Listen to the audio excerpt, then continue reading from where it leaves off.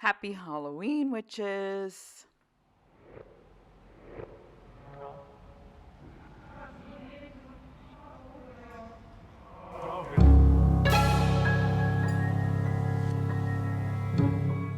I don't know, my voice just did a weird thing on the intro, but I'm leaving it. It's creepy day, so let's leave my voice creepy. I'm going to do this really quick and very easy tutorial with you guys. Why quick? Because it's Halloween. Everyone's busy, but if you wanted to do something really fun and simple and easy with the kids or just yourself, then this is a great tutorial to just throw in at the last minute. This is a pre-cut.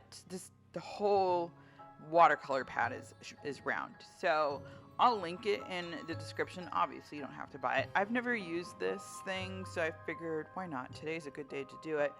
Make it look kind of like the moon, and then we'll throw a witch's hat on there. This is what the final product is going to look like, just so you guys can see, and it's in the thumbnail anyways. But anyways, here's your picture of what we're painting. We're doing wet on wet, so just completely wet your paper. The more wet it is, the more blending you'll get out of it. The less wet, the more lines you'll see. So depends on what you're going for. I liked more blending, less lines, so I went with slopping wet on the paper, and I just literally just pulled some colors off of my palette that I've been using. So it's just a mix of colors. If you have a dirty palette, then this is probably going to be good, because then you can just use some of those colors up before you wash the palette. So this is going to be a mix of like Payne's gray and black, and I'm going to throw in some browns and stuff in there. Is there some browns and blues and grays and blacks on the moon? I don't know. Maybe. Looks like it. I mean, it's white in the sky at night, but we're just going for fun and whimsical. And as you can see, I just threw kind of dots of paint all over the place and just blended and pushed the paint around the paper. Now I'm throwing in some browns, just pushing the paint around to see what happens and if I like it. And this tutorial really is this short. I have not fast forwarded or sped up any part of this. It really is 7.5 minutes. Throw in an extra 5 minutes for the paper to dry here in a minute, but that's really all it is. It's really quick. If you want a round paper, maybe grab a plate or something to make the round and cut it, or, just make it round on your paper, or, don't do any of that. Whatever you want. So, this is a couple minutes, let it dry completely, because if you don't, then the black will bleed into the rest of the paper, and we don't want that. I'm freehand painting this witch's hat. Feel free to do the same if you want, or draw it first with a pen or pencil. You don't have to do the shape that I'm doing. You can, I don't know, Google witch's hat and see if you like a shape on there that speaks to you. I Googled it and literally just, I think, pulled up the second or third image. I'm like, I'll just do that. You guys can see I put a lot of work and effort into this, but like I said, I'm trying to keep it simple and easy. Hey, do you see my Halloween nails? Aren't they cool? I did them myself. Those are little ghosts. It was a lot harder to do my right hand. Did it very slowly, but I did it. And it's almost ready to be redone. I don't know what I'm going to do next, but we'll see.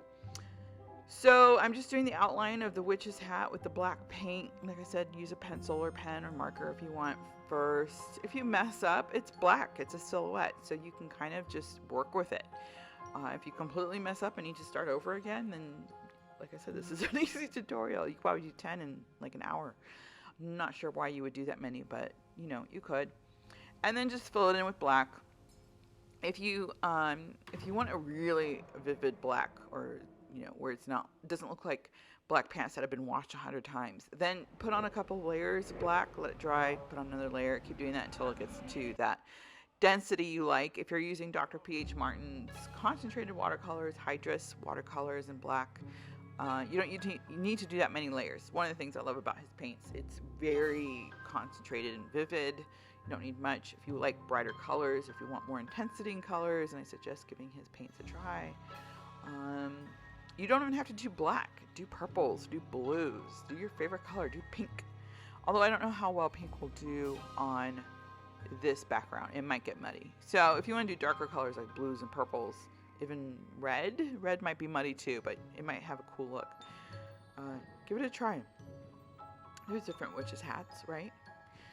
So just filling this in, like I said, I didn't even fast forward it at any point or speed it up because it's literally just this long, 7.5 minutes. So paint along with me. What are you guys doing? Are you dressing up? Anybody a witch? We are dressing up.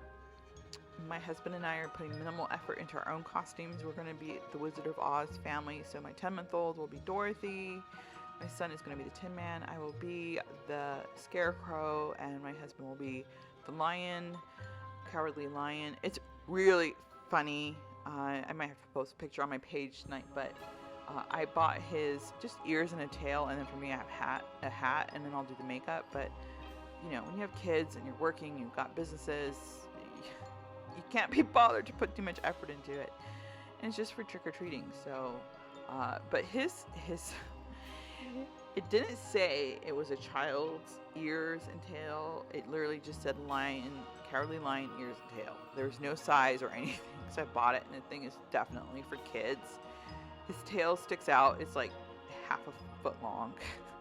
I laughed so hard when he put it on. It was really funny. I'm throwing in a little spider. Once I was finished with the hat, I just felt like it needed a spider hanging down.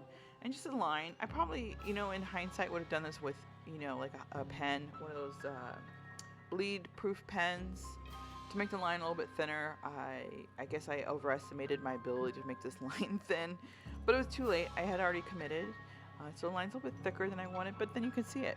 And then I put in the spider. I started, first time I did it, I was like, that's awfully big body for really small legs. And I want to up the creep factor, so I made the legs a little bit longer. I think I just made it a little bit creepier. It's still a cutesy spider. And that's it. Like I said, it was a really easy, simple tutorial. Do whatever background or color hat you want. Just something really fun to do with the kids. Hope you liked it. Happy Halloween.